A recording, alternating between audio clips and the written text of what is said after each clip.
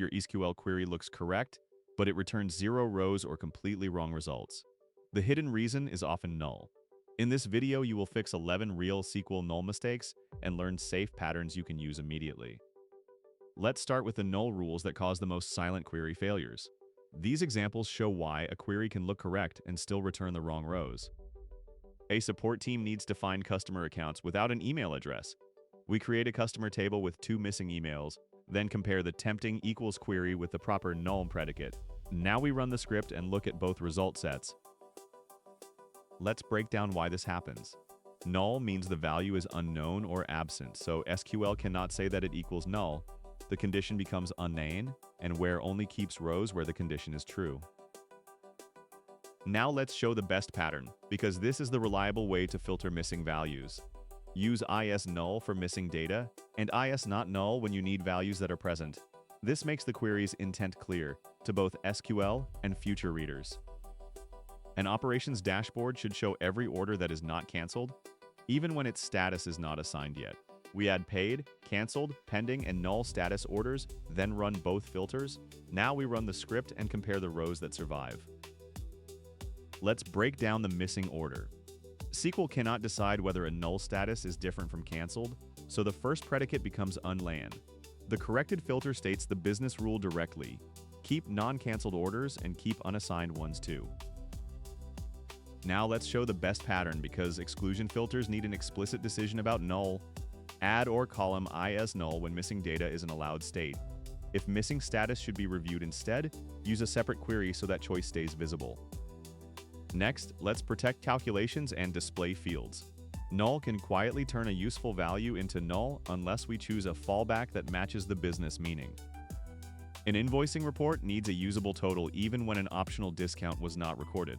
We create 2 invoice lines, including one with a null discount, and calculate both the raw and safe totals.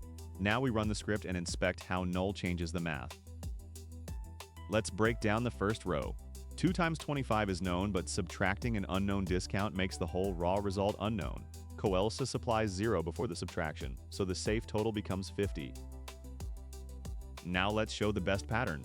Because COALESCE should reflect a real business decision, use 0 only when an absent discount truly means no discount was applied. If the discount is unknown and must be investigated, keep the result null instead. A CRM export should never leave users guessing whether a blank phone field was missed or simply hidden. We add 1 real phone number, 1 null, and 1 empty string, then normalize them in the select list. Now we run the script and check the display values. Let's break down the nested functions. NULLIF turns an empty phone string into null, while leaving a real phone number unchanged. Then COALESCE replaces the resulting null with a clear label. Now let's show the best pattern. Because user-facing exports should treat equivalent missing values consistently, normalize empty strings with NULLIF before applying COALESCE. Use this when the source system stores blank text as missing data. Finally, let's use null rules to make reports honest. Aggregate functions count rows and known values differently, and the column names should make that distinction obvious.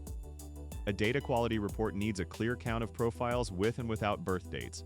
We create 3 profiles with 1 missing date, then calculate total rows, known dates, and missing dates side by side. Now we run the script and read the report. Let's break down these numbers. Count star counts every profile row, so it returns 3.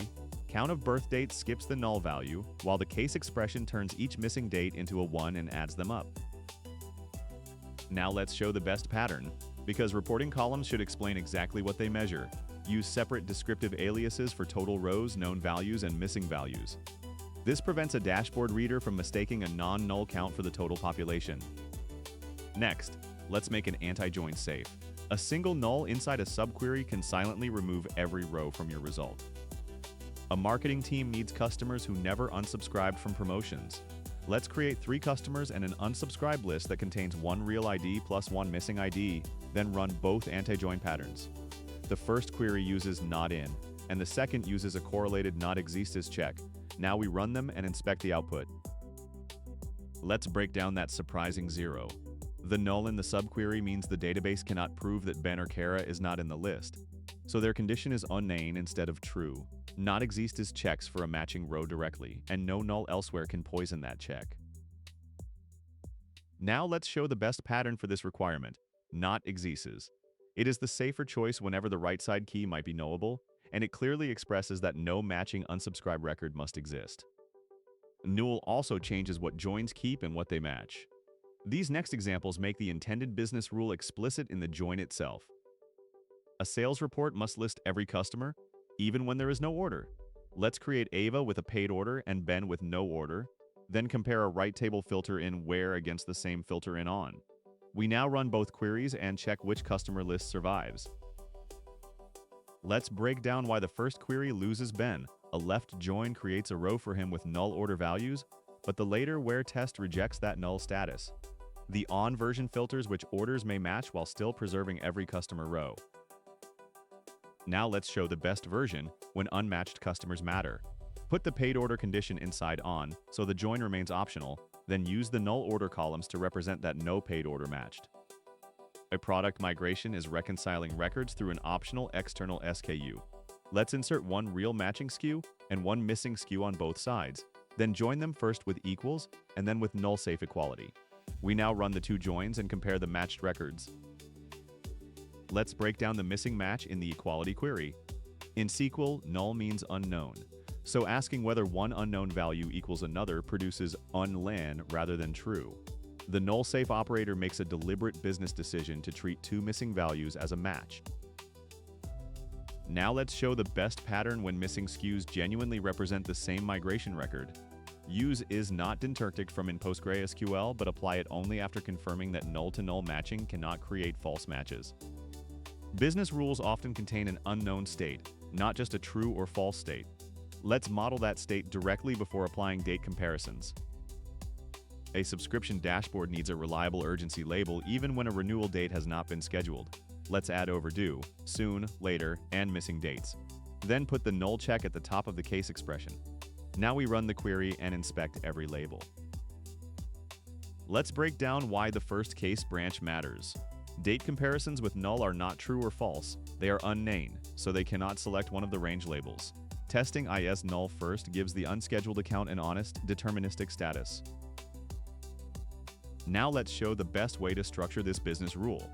Name the missing date state explicitly before the range checks, and reserve else for values that are genuinely covered by the remaining schedule logic.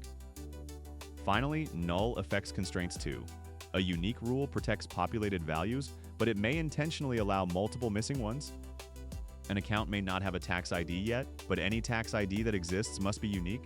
Let's create that constraint, insert two null values and one real value, then attempt a duplicate real value. We now run the script and inspect both the accepted rows and the constraint error. Let's break down the result. A normal unique constraint allows multiple null values because each null represents an unknown value, not a known duplicate. But two rows containing the known value TX9001 conflict, so the database rejects the second insert. Now let's show a stricter pattern for the rare case where the business rule allows only one missing tax ID. A partial unique index targets only null rows, so use it only when that extra restriction is truly required. Otherwise, the regular unique constraint is the cleanest option. In this section, we will make partial data updates safe when an import contains null fields. Partial ETL updates often contain null because a source system did not provide a field. Here, the imported profile changes the city but has no phone value, and we must keep the stored phone number. Let's write the tables, update with COALESCE, and run the script to inspect the final customer row. Let's break down why this works. COALESCE returns the first value that is not null, so the null staging phone falls back to the existing phone. Portland is not null, so it becomes the new city. Now let's capture the best practice. Use this pattern only when your import contract defines null as no change. It makes repeated patch imports safe because missing values do not erase known data. If null should intentionally clear a field, send a separate flag or operation that makes that intent explicit. You now know how null changes SQL logic and how to write queries that handle missing data safely. Like the video, subscribe to Dev Level Up, and tell me in the comments which SQL topic you want to practice next.